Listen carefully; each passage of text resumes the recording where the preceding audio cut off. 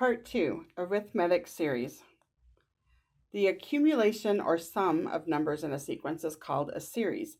Adding finitely many of those numbers results in a finite series, and adding infinitely many of the numbers is an infinite series. Well, a finite series will have a numerical value. So when you add up a finite number of terms, you are going to get a number. An infinite series may or may not have a numerical value. Let's look at some examples. This finite series, 1 plus 8 plus 27 plus 64 plus 125, equals 225. If I add up these numbers, I do get 225. The infinite series, so the same series, but I keep going, keep adding on the next term, it's just going to get larger and larger. I'm going to keep adding bigger and bigger numbers. We may say that the sum approaches infinity. This infinite series, however, is equal to 2. Notice we keep adding smaller and smaller and smaller numbers, and sometimes when that happens, we do have an infinite sum. We'll talk about later when we can have an infinite sum and when we don't. Find the sum of this series here when we add up these terms, 2 plus 5 plus 8, etc., all the way to 23. Let's find the pattern here. If I add the first and the last term, 2 plus 23, I get 25. If I add the next two terms in, so 5 and 20, I get 25. If I add the next in, if I keep going in, I add 8 plus 17, I get 25. And then the middle two terms, 11 plus 14, is still 25. So what does that mean? If I add all these terms together, that's the same thing as adding 25 together 4 times. 4 times 25 is 100. So this was just a little faster way of adding all these together. If I add the first and the last term of an arithmetic sequence, and then keep going in and adding the terms together, I am going to get the same number each time. Now this only works for an arithmetic sequence. So I had 4. What was the 4? Was 8 divided by 2. There are 8 terms. 1, 2, 3, 4, 5, 6, 7, 8.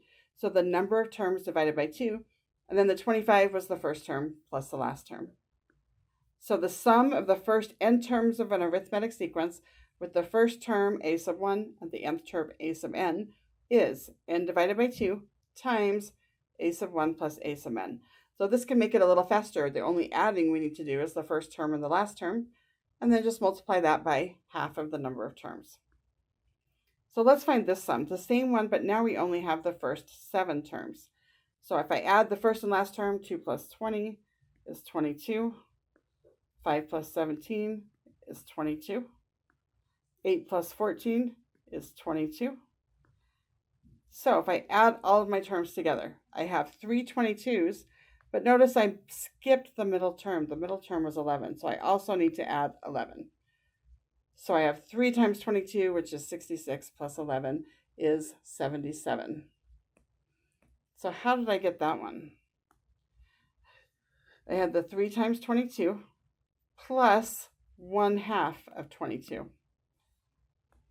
So the sum is still the number of terms divided by 2 times the first term plus the last term. So whether the number of terms is even or odd, that middle term, if it's odd, if we have an odd number of terms, this middle term will be half of that first term and last term added together.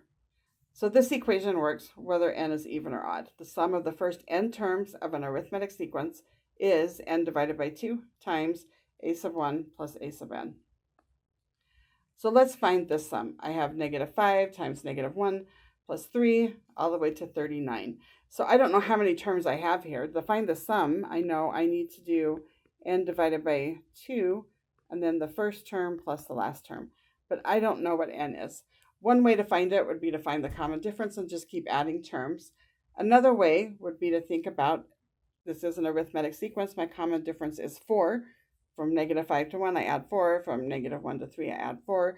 So my common difference is 4. So I know my last term, which is 39, has to be the first term plus n minus 1 times that common difference.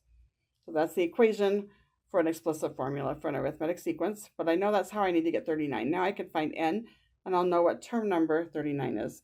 So I have 39 equals -5 plus 4n minus 4, which gives me 39 equals -9 plus 4n. Add 9 to both sides, and I get 48 equals 4n So n is 12. So my sum of the first 12 terms will be 12 over 2 times negative 5 plus 39, which is 6 times 34, or 204. So the sum of this series was 204. Let's find the sum of this series. K equals 0 to 19 of 3 minus k.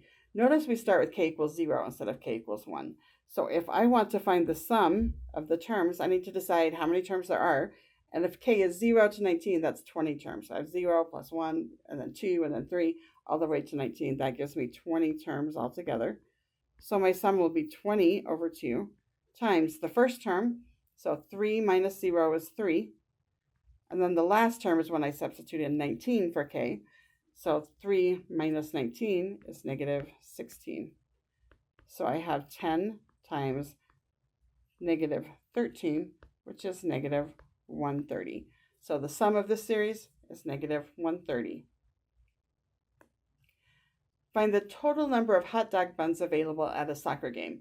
The buns are stacked, so there are 10 packages in the bottom row and 6 rows in all, and each successive row contains one fewer package. So 10 in the bottom row, then 9 in the next row, then 8 in the next row, etc. Every row has one fewer package. So how do we find how many hot dogs there are altogether? Well, let's find out how many packages there are first. So there's 6 rows. So the number of packages would be 6 over 2 times the first row is 10. And the sixth row would be, this would be 7, 6, 5. So the sixth row would be 5. So I have 3 times 15, or 45 packages of hot dogs. Now that's not what the question asked for. It asked for how many buns there are, and each package has 8 buns. So I just need to multiply by 45 packages times 8 buns equals 360 buns altogether.